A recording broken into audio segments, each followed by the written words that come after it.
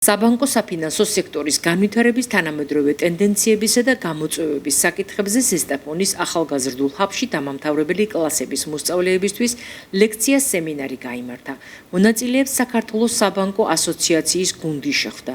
შეხვედრის ფარგლებში საბანკო ასოციაციის პრეზიდენტის ინფორმაციით ახალგაზრდებს მიეწოდათ ინფორმაცია ქვეყნის საბანკო სივრცეში არსებულ შესაძლებლობებზე, კიბერუსაფრთხოების ძირითად საკითხებზე, უსაფრთხო ციფრული გარემოს მნიშვნელობასა და კარიერულ პერსპექტივებზე, რომელიც საბანკო სისტემას როგორც ქვეყნის უმსხვილეს დამსაქმებელს გააჩნია. ალექსანდრე ძნელაძის განცხადებით, ფინანსური ცნობიერების გაზრდა და საბანკო ტრანსფორმაციაზე მეტი ინფორმაცია ახალგაზრდებს შესაძლებლობების პერსპექტივებს გაუზრდის. ახალგაზრდებთან შეხვედრის და ზოგადად ჩვენი შეხვედრების ღია ლექციების მიზანი არის ცნობიერების ამაღლება, ფინანსური ცნობიერების ამაღლება.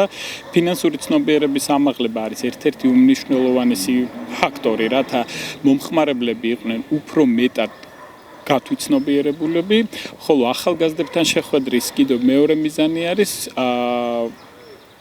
საბანკო სფეროს უფრო მეტად ახლო გაცნობა და იმ პროფესიების გაცნობა, რაც შესაძლებელია რომ იყოს მათთვის უფრო მომხიბვლელი და საინტერესო. როგორც იცით, საბანკო სექტორი არის ერთ-ერთი უმსხვილესი დამსაქმებელი საქართველოში, 30,000 ადამიანამდე მუშაობს საბანკო სექტორში და აქაც არის ყოველთვის ტრანსფორმაცია, მუდმივად მიმდინარეობს ახალი პროფესიების შემატება, როგორც იცით, დღის მდგომარეობით გაციფრულება უკვე არა მითი და არა მომავალი არის, არამედ დღევანდელი დღე არის და ამ მიმართულებით კიდევ უფრო მეტი ახალი პროფესია არის და ზუსტად ამ ინფორმაციის მიწოდება გვინდა ახალგაზრდობისთვის. ასევე მნიშვნელოვანი არის, რომ ცნობიერების გაზრდამ ხელი შეუწყოს უფრო მეტი შესაძლებლობების და მეტი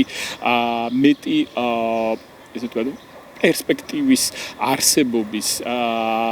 არსებობაზე ინფორმაციის მიწოდება ახალგაზრდებისთვის და იმ შესაძლებლობებზე რომ მივაწოდოთ ინფორმაცია, რაც არის. ასევე მინდა რომ გავამახვილო ყურადღება, რომ კიდევ კიბერუსაფრთხოებაზე ვამახვილებთ ყურადღებას, რა საფრთხეებს შეიცავს თუნდაც ის გაციფრულების პროცესი, რაც მიმდინარეობს დღის მდგომარეობით.